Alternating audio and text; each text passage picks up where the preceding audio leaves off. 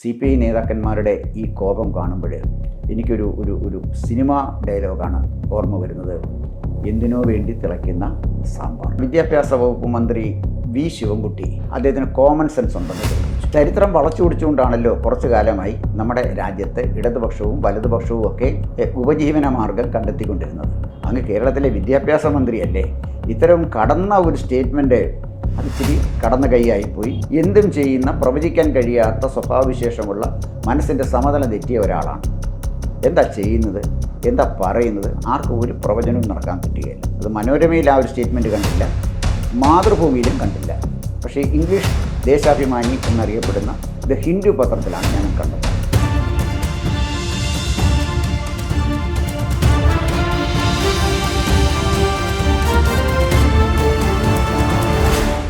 കേരളത്തിലൊരു മന്ത്രിയാകാൻ ഒരാൾക്ക് എന്ത് യോഗ്യതയാണ് വേണ്ടത് എന്ന് ചോദിച്ചാൽ, എൻ്റെ അനുഭവത്തിൻ്റെ അടിസ്ഥാനത്തിൽ ഒറ്റ വാക്കേ ഞാൻ പറയത്തുള്ളൂ: കോമൺ സെൻസ് ഉണ്ടാകണം. സാമാന്യ ബുദ്ധിയുള്ള ആർക്കും കേരളത്തിൽ നല്ലൊരു മന്ത്രിയാകാൻ ഒരു ബുദ്ധിമുട്ടുമില്ല. പക്ഷേ ഈ കോമൺ സെൻസ് എന്ന് പറഞ്ഞ സംഭവം അത് യൂണിവേഴ്സിറ്റി ഡിഗ്രിയുടെ കൂടെ കിട്ടത്തില്ല. അത്രയും വരെ പഠിച്ചിട്ടില്ലെങ്കിൽ SSLC ബുക്കിനോടൊപ്പവും കിട്ടത്തില്ല. അത് ഒന്നുകിൽ ജന്മന ഉണ്ടാകണം, അതല്ലെങ്കിൽ സ്വന്തം ജീവിതാനുഭവങ്ങളിൽ നിന്ന് അത് ആർജിക്കണം. അങ്ങനെ മാത്രമേ കോമൺ സെൻസ് നമുക്ക് കിട്ടൂ. എന്തായാലും ശരി, അവസാനം നമ്മുടെ വിദ്യാഭ്യാസ വകുപ്പ് മന്ത്രി വി ശിവൻകുട്ടി അദ്ദേഹത്തിന് കോമൺ സെൻസ് ഉണ്ടെന്ന് തെളിയിച്ചു. കാരണം അവസാനം 1500 കോടി രൂപയുടെ കേന്ദ്ര ധനസഹായം കിട്ടുന്ന PM ശ്രീ പദ്ധതി നടപ്പിലാക്കാൻ അദ്ദേഹം തീരുമാനിച്ചു. അത് കൃത്യമായി അതിനാവശ്യമായ നടപടിക്രമങ്ങളിലേക്ക് കടന്നു എന്നാണ് മനസ്സിലാക്കുന്നത്. ഈ PM ശ്രീ പദ്ധതി എന്ന് പറഞ്ഞാൽ ഏതാണ്ടൊരു അശ്ലീല വാക്ക് പോലെയായിരുന്നു അടുത്ത സമയം വരെ ഇടതുപക്ഷങ്ങൾ പ്രചരിപ്പിച്ചിരുന്നത്. എന്താണ് ഈ PM ശ്രീ പദ്ധതി? അതിലൂടെ സംസ്ഥാനത്തിന് കിട്ടുന്ന പ്രയോജനം എന്താണ്? സ്കൂളുകളുടെ ഡിജിറ്റലൈസേഷനാണ് ഈ പദ്ധതിയിലെ ഏറ്റവും പ്രധാനപ്പെട്ട പരിപാടികളിലൊന്ന്. അതുപോലെ തന്നെ ഏറ്റവും അത്യന്താധുനികമായ ഡിജിറ്റൽ ടൂൾസ് ഉപയോഗിച്ച് വിദ്യാഭ്യാസത്തിനെ കൂടുതൽ സർഗാത്മകമാക്കും, കൂടുതൽ സാങ്കേതികമായി കരുത്തുറ്റതാക്കുകയും ചെയ്യും എന്നുള്ളതാണ് മറ്റൊരു കാര്യം. മറ്റൊന്ന്, മൾട്ടി ഡിസിപ്ലിനറി ലേണിങ്ങിനുള്ള സൗകര്യം ഈ PM ശ്രീ പദ്ധതിയിലൂടെ, ഡിജിറ്റലൈസേഷനിലൂടെ സ്കൂളുകൾക്ക് കിട്ടും എന്നുള്ളതാണ്. ഏറ്റവും പ്രധാനപ്പെട്ട കാര്യം, ഫിസിക്കലി ഡിസേബിൾഡായിട്ടുള്ള, ജന്മന അംഗവൈകല്യങ്ങളെ അല്ലെങ്കിൽ ഫിസിക്കലി ചലഞ്ചിലായിട്ടുള്ള കുട്ടികൾക്കായി പ്രത്യേക പരിഗണനയ്ക്കുള്ള സംവിധാനവും PM ശ്രീ പദ്ധതിയിൽ ഉണ്ട് എന്നുള്ളതാണ്. അതോടൊപ്പം തന്നെ ഈ പദ്ധതി നടപ്പിലാക്കുന്ന സ്കൂളുകളിലെ ബേസിക് ഇൻഫ്രാസ്ട്രക്ചർ പരിപൂർണമായിട്ട് മാറും. എന്ന് പറഞ്ഞാൽ നമ്മുടെ സ്കൂൾ വിദ്യാഭ്യാസം അടിമുടി ഉടച്ചു വാർക്കുന്ന ഒരു കേന്ദ്ര ആവിഷ്കൃത പദ്ധതിയാണ് PM ശ്രീ പദ്ധതി. PM ശ്രീ പദ്ധതി എന്ന് പറഞ്ഞാൽ prime minister's school for rising India, അല്ലാതെ സത്യത്തിന് അതൊരു അശ്ലീല വാക്കൊന്നുമല്ല. പ്രൈം മിനിസ്റ്ററുടെ പദ്ധതിയാണ്, ഉയരുന്ന ഇന്ത്യക്ക് വേണ്ടിയുള്ള ഒരു പദ്ധതിയാണ്, പ്രൈം മിനിസ്റ്ററുടെ പദ്ധതിയാണ്. ഇത് മാത്രമേ ഇതിനകത്ത് അർത്ഥമുള്ളൂ. അതിനകത്ത് നരേന്ദ്രമോദിയുടെ പേരുമൊന്നുമില്ല. പ്രധാനമന്ത്രി എന്ന പേര് മാത്രമേ ഉള്ളൂ. പ്രധാനമന്ത്രി എന്നേ പറയുന്നുള്ളൂ. പ്രധാനമന്ത്രിയുടെ പദ്ധതികളാണ് പലതും കേന്ദ്രമന്ത്രിമാർ മന്ത്രിസഭ നടപ്പിലാക്കുന്നത്. അതൊരു വ്യക്തിയുടെ പേരിലല്ല, ഇന്ത്യൻ പ്രധാനമന്ത്രിയുടെ പേരിലാണ് നടപ്പിലാക്കുന്നത്. ഇന്ത്യൻ പ്രധാനമന്ത്രിയുടെ പേരിൽ നടപ്പിലാക്കുന്ന ഇത്രയും വിപുലമായ, ഇത്രയധികം സാധ്യതയുള്ള ഒരു പദ്ധതി കഴിഞ്ഞ കുറേ കാലമായിട്ട് വേണ്ടാന്ന് വെച്ചിരിക്കുകയായിരുന്നു. അതിൻ്റെ കാരണം കോമൺ സെൻസ് ഇല്ലാത്തതുകൊണ്ടാണ്. കോമൺ സെൻസ് ഇല്ലാത്തതുകൊണ്ട് മാത്രമാണ്. ഈ പദ്ധതിയിൽ 60% ധനസഹായം കേന്ദ്രത്തിൻ്റെയാണ് കിട്ടുന്നത്, 40% സംസ്ഥാനത്തിൻ്റെ ഭാഗമായിട്ട് എടുക്കുകയും വേണം. പക്ഷേ ഇതിനകത്ത് ചില പ്രശ്നങ്ങളുണ്ട്. 2020 കേന്ദ്ര ഗവൺമെൻറ് കൊണ്ടുവന്ന ന്യൂ എഡ്യൂക്കേഷൻ പോളിസി NEP അത് അംഗീകരിച്ചേ പറ്റുള്ളൂ. അത് അംഗീകരിച്ചുകൊണ്ടുള്ള ഒരു MOUവിൽ, മെമ്മോറാണ്ടം ഓഫ് അണ്ടർസ്റ്റാൻഡിങ്ങിൽ ഒപ്പുവയ്ക്കണം. എങ്കിലേ പണം കിട്ടുള്ളൂ. 1500 കോടി വേണമെങ്കിൽ ചുമ്മാ കിട്ടുകയില്ല. മറ്റൊരു കാര്യം, ഈ PM ശ്രീ പദ്ധതിയിൽ ഉൾപ്പെടുത്തിയിരിക്കുന്ന സ്കൂളുകളിൽ അത് എഴുതി വയ്ക്കണം. മറ്റൊരു കാര്യം, കേന്ദ്രത്തിൻ്റെ പാഠ്യപദ്ധതി, കേന്ദ്രം തയ്യാറാക്കിയിരിക്കുന്ന പാഠ്യപദ്ധതികൾ നടപ്പിലാക്കണം. ഇത്രയൊക്കെ ചെയ്യുമ്പോഴാണ് ഈ 1500 കോടി രൂപ കേന്ദ്രത്തിൻ്റെ ധനസഹായമായിട്ട് കിട്ടുന്നത്. ഈ പാഠ്യപദ്ധതിയിൽ മറ്റ് പ്രശ്നമൊന്നുമില്ല. കെമിസ്ട്രിയിലും ഫിസിക്സിലും സുവോളജിയിലും ബോട്ടണിയിലും കണക്കിലും ഒന്നും പ്രശ്നങ്ങളൊന്നുമില്ല ഇടതുപക്ഷത്തിന്. അവർക്കൊറ്റ പ്രശ്നമുള്ളൊരു വിഷയമേ ഉള്ളൂ, അത് ചരിത്രമാണ്. ചരിത്രം വളച്ചു പിടിച്ചുകൊണ്ടാണല്ലോ കുറച്ചു കാലമായി നമ്മുടെ രാജ്യത്ത് ഇടതുപക്ഷവും വലതുപക്ഷവും ഒക്കെ ഉപജീവന മാർഗം കണ്ടെത്തിക്കൊണ്ടിരുന്നത്. അപ്പോൾ ഇപ്പോഴേ ചരിത്രത്തിനെ ഒരു പുതിയ രീതിയിൽ സമീപിക്കുകയാണ്. ചരിത്രത്തിൻ്റെ ഇന്ത്യയുടെ മഹത്തായ പാരമ്പര്യം അനുസ്മരിക്കുന്ന ചരിത്രഭാഗങ്ങൾ ഈ പദ്ധതിയിൽ ഉണ്ടാകും. അതുപോലെ തന്നെ പഴയകാല ഭാരതത്തിലെ നമ്മൾ നേടിയ ശാസ്ത്ര സാങ്കേതിക വിദ്യകളെക്കുറിച്ചുള്ള പരാമർശങ്ങൾ ഇവിടെ ഉണ്ടാകും. അല്ലാതെ മുഗളന്മാരുടെ ചരിത്രവും അക്ബർ എത്ര കല്യാണം കഴിച്ചു, ഷാജഹാൻ എത്ര മക്കളുണ്ട്, ഇതിനൊന്നും ചരിത്രം ഒതുങ്ങി നിൽക്കാതെ അടിമവംശം, ഖിൽജി വംശം, ഇങ്ങനെയൊക്കെ കുറേ വംശങ്ങളെക്കുറിച്ച് പഠിച്ചുകൊണ്ട് മാത്രം ഇന്ത്യയുടെ ചരിത്രം സമ്പന്നമാവില്ല. ഇതല്ല ഇതിനപ്പുറത്തൊരു ചരിത്രമുണ്ട്. ഔറംഗസീബിനെ പോലും മഹത്വവൽക്കരിച്ച ചരിത്രം നമ്മുടെ ഇന്ത്യയിലുണ്ടായിട്ടുണ്ട്. ഔറംഗസീബിനെ തന്നെ വലിയൊരു ചരിത്ര പുരുഷനാക്കി മാറ്റി.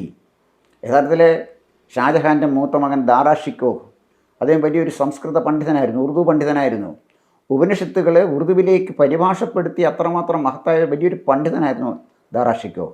ആ ദാറാ ഷിക്കോവിനെ വളരെ ക്രൂരമായിട്ടാണ് അദ്ദേഹത്തിൻ്റെ ഇളയ സഹോദരൻ ഔറംഗസീബ് കൊന്നുകളഞ്ഞത്. മറ്റ് സഹോദരന്മാരെല്ലാം ഔറംഗസീബ് കൊന്നു. മതഭ്രാന്തനായിരുന്നു അയാൾ ഇന്ത്യയിലെ നേടിയ മുഗൾ സാമ്രാജ്യത്തിലുണ്ടായിരുന്ന സകല പുരോഗതിയും തകർത്ത് കളഞ്ഞ മതഭ്രാന്തനായൊരു രാജാവായിരുന്നു. ഏറ്റവും വലിയ രസം, ഡൽഹിയിലെ ഔറംഗസീബ് മാർഗുണ്ട്. ഔറംഗസീബിൻ്റെ സ്മരണ നിലനിർത്തുന്ന റോഡ് ഡൽഹിയിലുണ്ട്. ദാറാ ഷിക്കോഹ് എന്ന് പറയുന്ന സംസ്കൃത പണ്ഡിതനായ ഷാജഹാൻ്റെ മൂത്ത പുത്രൻ്റെ ഓർമ്മ നിലനിർത്തുന്ന ഒന്നുമില്ല. അതാണ് ഞാൻ പറഞ്ഞത്, ചരിത്രത്തിനെ എങ്ങനെയൊക്കെ വളച്ചൊടിക്കാം. ഇതെല്ലാം ചെയ്ത പരീക്ഷണമാണ് 1947 മുതൽ ഇന്ത്യയിൽ നടന്നു വന്നത്. ആ കലാപരിപാടി അവസാനിപ്പിക്കുന്നു എന്നുള്ളതാണ് ഒരു പ്രശ്നം. അതുകൊണ്ടാണ് ഈ ചരിത്ര പുസ്തകങ്ങളുടെ മാറ്റമാണ് ഇവരെ അലോസരപ്പെടുത്തുന്ന ഒരു പ്രധാനപ്പെട്ട പ്രശ്നം. എന്തായാലും ശരി, കേന്ദ്രം ആവിഷ്കരിക്കുന്ന പാഠ്യപദ്ധതി ഇവിടെ നടപ്പിലാക്കിയെങ്കിൽ മാത്രമേ നമുക്ക് ഈ 1500 കോടി രൂപയുടെ ധനസഹായം കിട്ടുകയുള്ളൂ. ശിവൻകുട്ടി സഖാവ് ഇക്കാര്യത്തിൽ സ്വീകരിച്ച ഒരു നിലപാട് വളരെ സ്വാഗതാർഹമായിട്ട് എനിക്ക് തോന്നി. അദ്ദേഹം വളരെ സിമ്പിളായിട്ട് കാര്യം പറഞ്ഞു. കൃഷി വകുപ്പ് കേന്ദ്ര സഹായം നേടിയ ഒട്ടേറെ പദ്ധതികൾ നടപ്പിലാക്കുന്നില്ലേ? ആരോഗ്യ വകുപ്പ് നമ്മുടെ ആശുപത്രികൾ നവീകരിക്കുന്നതിന് കേന്ദ്രാവിഷ്കൃത പദ്ധതികൾ നടപ്പിലാക്കുന്നു എന്ന് മാത്രമല്ല, അതൊക്കെ ആശുപത്രിയുടെ മുകളിൽ നല്ല വെണ്ടയ്ക്ക അക്ഷരത്തിൽ എഴുതി വെച്ചിട്ടില്ലേ? പിന്നെന്താണ് ഈ 1500 കോടി രൂപ നമ്മുടെ സംസ്ഥാനത്തിന് വിദ്യാഭ്യാസ വകുപ്പിന് കിട്ടുന്നത് കളയുന്നത്? അതൊരിക്കലും അത് ചെയ്യാവുന്നത് ശരിയല്ല എന്നാണ് അദ്ദേഹത്തിൻ്റെ നിലപാട്. അദ്ദേഹം ഈ 1500 കോടി രൂപയിലാണ് ഫോക്കസ് ചെയ്തിരിക്കുന്നത്. വിദ്യാഭ്യാസത്തിൻ്റെ ആധുനികവൽക്കരണം, അതിൻ്റെ വികസനം, അതിനെ അന്താരാഷ്ട്ര തലത്തിലേക്ക് ഉയർത്തുക, ഇത്തരം കാര്യങ്ങളൊന്നും അദ്ദേഹത്തെ ചിന്തിച്ച് ബുദ്ധിമുട്ടിക്കാൻ അദ്ദേഹത്തിന് അതിനെക്കുറിച്ചൊന്നും നോക്കുന്നില്ല. അദ്ദേഹം 1500 കോടിയാണ് ആവർത്തിച്ച് പറഞ്ഞുകൊണ്ടിരിക്കുന്നത്. എന്തായാലും നല്ല കാര്യം, ഇത് നടപ്പിലാക്കിയല്ലോ. പക്ഷേ എന്നെ ഞെട്ടിച്ചത് സഖാവിൻ്റെ ഒരു പ്രസ്താവനയാണ്. MOU ഒപ്പുവെച്ചുകൊണ്ട് പറയുന്ന പോലൊന്നും ചെയ്യണമെന്നില്ല എന്നാണ് ശിവൻകുട്ടി സഖാവ് പറഞ്ഞത്. അത് മനോരമയിൽ ആ ഒരു സ്റ്റേറ്റ്മെൻറ്റ് കണ്ടില്ല, മാതൃഭൂമിയിലും കണ്ടില്ല. പക്ഷേ ഇംഗ്ലീഷ് ദേശാഭിമാനി എന്നറിയപ്പെടുന്ന ദ ഹിന്ദു പത്രത്തിലാണ് ഞാൻ കണ്ടത്. ഹിന്ദു പത്രത്തിൽ കൃത്യമായിട്ടത് റിപ്പോർട്ട് ചെയ്തിട്ടുണ്ട്. അത് വായിച്ചപ്പോൾ സത്യത്തിന് ഞാൻ ഞെട്ടിപ്പോയി. എന്നാലും എൻ്റെ ശിവൻകുട്ടി സഖാവേ, അതല്പം കടന്ന കൈയായിപ്പോയി. MOU ഒപ്പുവെച്ചിട്ട് അത് നടപ്പിലാക്കേണ്ട കാര്യമൊന്നുമില്ല എന്ന് അങ്ങ് പറയുമ്പോൾ, അങ്ങ് കേരളത്തിലെ വിദ്യാഭ്യാസ മന്ത്രിയല്ലേ?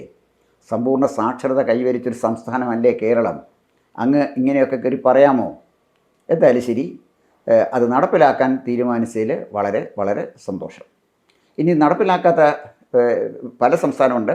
3-4 സംസ്ഥാനമേ ഉള്ളൂ. അതിലൊന്ന് ബംഗാളാണ്, മറ്റൊന്ന് തമിഴ്നാടുമാണ്. ഈ 2 സ്റ്റേറ്റുകളെ നമ്മളൊന്ന് പരിശോധിക്കണം. ബംഗാളിൽ ഇപ്പോൾ ഭരണം നടത്തുന്നത് എന്തും ചെയ്യുന്ന, പ്രവചിക്കാൻ കഴിയാത്ത സ്വഭാവവിശേഷമുള്ള, മനസ്സിൻ്റെ സമതലം തെറ്റിയ ഒരാളാണ്. എന്താ ചെയ്യുന്നത്, എന്താ പറയുന്നത്, ആർക്കും ഒരു പ്രവചനവും നടക്കാൻ പറ്റുകയില്ല. ബംഗാൾ നരകത്തിലേക്ക് യാത്ര ചെയ്തുകൊണ്ടിരിക്കുന്നൊരു സംസ്ഥാനമാണ്. അതുകൊണ്ട് ബംഗാളിനെ നമുക്കൊരു മാതൃകയായിട്ട് എടുക്കാൻ പറ്റുകയില്ല എന്നുള്ളതാണ് വാസ്തവം. പിന്നെ തൊട്ടടുത്ത സംസ്ഥാനമാണ് തമിഴ്നാട്. തമിഴ്നാട് പല കാര്യത്തിലും കുപ്രസിദ്ധി നേടിയൊരു സംസ്ഥാനമാണ്. ഇന്ത്യയിൽ നിന്ന് വേറൊരു സംസ്കാരമാണ്. അത് ദ്രാവിഡ സംസ്കാരമാണ്. അത് ഈ ദ്രാവിഡ സംസ്കാരം നിലനിർത്തണമെങ്കിൽ അഴിമതിക്കാരായ കുറച്ച് അണ്ണാച്ചിമാരെല്ലാം കൂടെ ഭരിച്ചെങ്കിലേ പറ്റൂ എന്നുള്ളതാണ് അവരുടെ പഴയ നിലപാട്. ഇപ്പോഴും ആ നിലപാടിൽ നിന്നും കാര്യമായ മാറ്റമൊന്നും ഉണ്ടാക്കിയിട്ടില്ല. അപ്പോൾ വികാരജീവികളായ അണ്ണാച്ചിമാർ വികാരജീവികളായ തമിഴ്നാട്ടുകാരെ പറഞ്ഞ് തെറ്റിദ്ധരിപ്പിച്ച് അനാവശ്യമായി അവരുടെ മനസ്സിൽ ഈ പ്രാദേശിക വിഷം കുത്തിവെച്ച് നമ്മുടെ ദേശീയ ധാരയിൽ നിന്ന് മാറ്റി നിർത്താൻ ശ്രമിക്കുന്ന ഒരു രാഷ്ട്രീയ പരിപാടിയാണ് DMK നടത്തിക്കൊണ്ടിരുന്നത്. അതുതന്നെയാണ് ഏകദേശം മറ്റൊരു രൂപത്തിൽ അണ്ണാ DMKയും നടത്തിക്കൊണ്ടിരിക്കുന്നത്.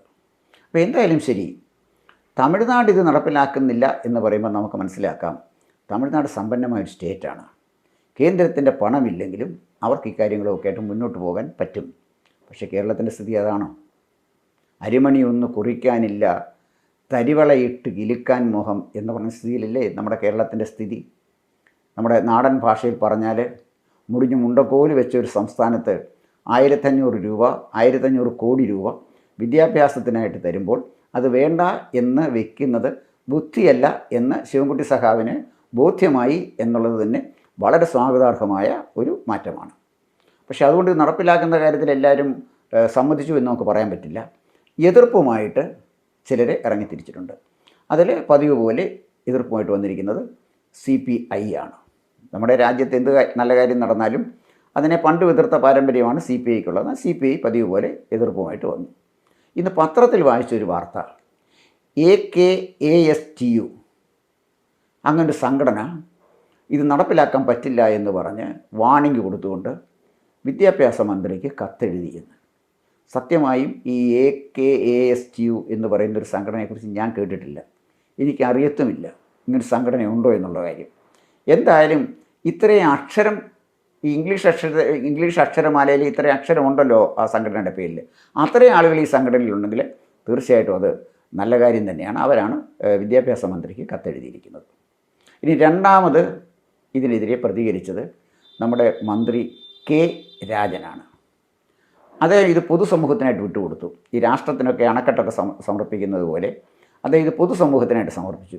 പൊതുസമൂഹത്തിൻ്റെ ഒരു സമരമുഖം തീർക്കണം. എന്തിനാ? കേരളത്തിലെ വിദ്യാഭ്യാസം അന്താരാഷ്ട്ര തലത്തിലേക്ക് ഉയർത്തുന്നതിന് പൊതു സമരമുഖം തീർക്കണം.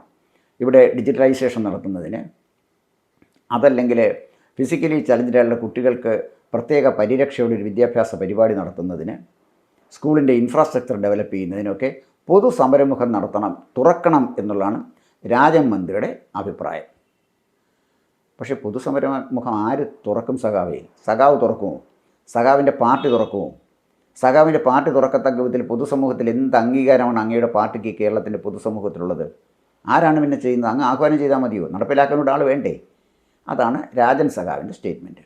മറ്റൊരു പ്രതികരണം വന്നത് സഖാവ് ബിനോയ് വിശ്വത്തിൽ നിന്നാണ്. ബിനോയ് വിശ്വത്തിൻ്റെ പല സ്റ്റേറ്റ്മെൻറ്റുകളും ഞാൻ വായിച്ച് ആർത്ത് ചിരിച്ചിട്ടുണ്ട്. പക്ഷേ ഈ സ്റ്റേറ്റ്മെൻറ്റ് വായിച്ച് ശരിക്കും പറഞ്ഞാൽ ചിരിച്ച് മണ്ണ് കപ്പി. എല്ലാ സ്റ്റേറ്റ്മെൻറ്റും കൗതുകപൂർവ്വം ഞാൻ അദ്ദേഹത്തിൻ്റെ വായിക്കാറുണ്ട്. കാരണം സംഘർഷനിർഭരമായ നമ്മുടെ ജീവിതത്തിൽ ചിരിക്കാൻ കിട്ടുന്ന അവസരങ്ങൾ ഇത്തരം കോമഡി ഡയലോഗ് കേൾക്കുമ്പോൾ നമ്മളത് ഉപയോഗപ്പെടുത്തുമല്ലോ. അദ്ദേഹം പറഞ്ഞിരിക്കുന്ന ഒരു കാര്യം CPMനെ ഓർമ്മിച്ചിരിക്കുന്നതാണ്. ബംഗാളിലെ വികസനത്തിനായി രക്തം ശേഖരിച്ച പാർട്ടിയാണ് CPM എന്ന് മറക്കരുത്. എന്നൊരു പത്രത്തിൽ കണ്ട കാര്യമാണ്. ഈ രക്തം ശേഖരിച്ചു ബംഗാളിലെ വികസനത്തിനായിട്ട്. ബംഗാൾ നിയമസഭയിലെ CPIക്കും CPMനും എത്ര അംഗങ്ങളുണ്ടെന്ന് ചോദിച്ചാൽ പൂജ്യമാണല്ലോ സഖാവേ. നിങ്ങൾ ഈ രക്തം ശേഖരിച്ച് ആർക്ക് വേണ്ടിയാണ്? നിങ്ങൾ രക്തം ശേഖരിച്ച് നടത്തിയ വികസനം ബംഗാളിലെ ജനങ്ങൾ അംഗീകരിച്ചിട്ടുണ്ടോ? ആലോചിച്ച് നോക്കണം. ഇനി മറ്റൊരു കാര്യം, അങ്ങ് അധികാരത്തിൽ വന്നതിന് ശേഷം, അങ്ങ് പാർട്ടി സെക്രട്ടറി ആയതിനു ശേഷം രക്തം വാർന്നുപോയി ജീവച്ഛവമായി മാറിയില്ലേ ഈ CPI? ഇന്നത്തെ പത്രത്തിലുമുണ്ട് CPIയിൽ നിന്ന് പ്രമുഖരായ ഒട്ടേറെ ആളുകൾ രാജിവെച്ച് പുറത്തു പോയതായിട്ട്. കൊല്ലം ജില്ല CPIയുടെ ഏറ്റവും ശക്തമായ ജില്ലകളിലൊന്നാണ്. അവിടുന്ന് ആളുകൾ നിരന്തരം രാജിവെച്ചുകൊണ്ടിരിക്കുകയാണ്. അപ്പോൾ ഈ സ്ഥിതിയിലേക്ക് പോയി ഈ CPI കൊല്ലം ജില്ലയിൽ.